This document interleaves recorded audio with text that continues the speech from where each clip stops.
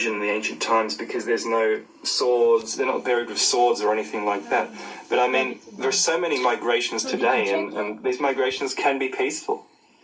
Egypt could have absorbed people peacefully, but believe me, these were invaders because they built pyramids. And the pyramids are only built in the delta, in the north of Egypt, never in the south. That means they swept into Egypt, they lived in the north. The pyramids were a foreign import from the north. They weren't coming.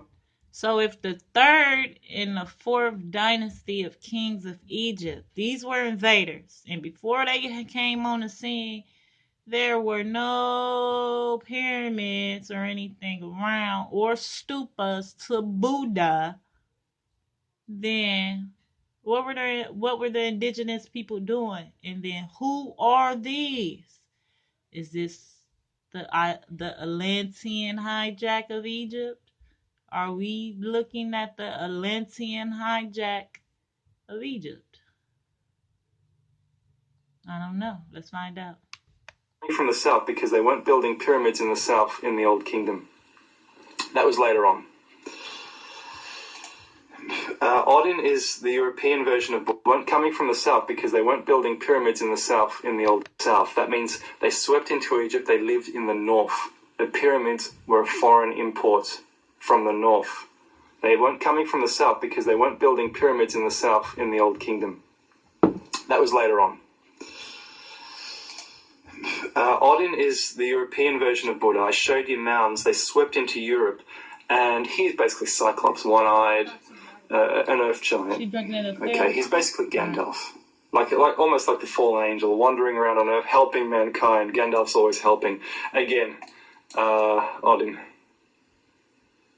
and it's such a similar legend. He basically was hanging on a tree when he gained his knowledge.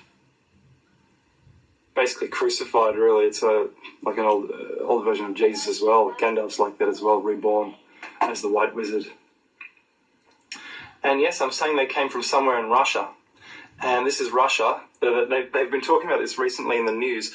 There are some nubs here, just like on this cut stone in the Ural Mountains, just like you see at Tiwanaku. And they would have spread out from Asia into Egypt, into England, into South America, building stupas as they went.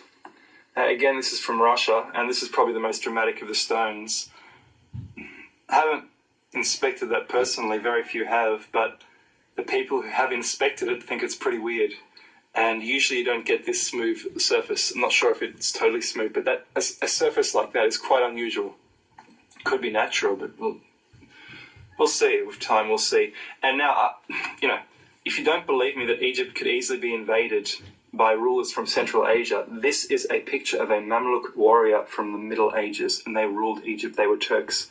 And the Turkish people, look at this, he's dressed like a Mongol, and they ruled Egypt for hundreds of years. And the same pattern could simply have repeated.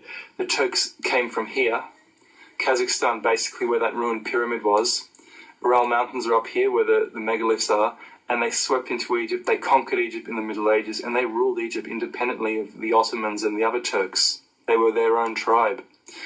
So the same thing would have happened with the Fourth Dynasty. They swept in there and they ruled. And this is completely overlooked. No one's talking about it, but it's the truth. The Hyksos, just examine the facts. Kings, Turkish, Egypt Ottomans. were Buddha worshippers. Thanks what very are much. we really looking at? What are we really listening to?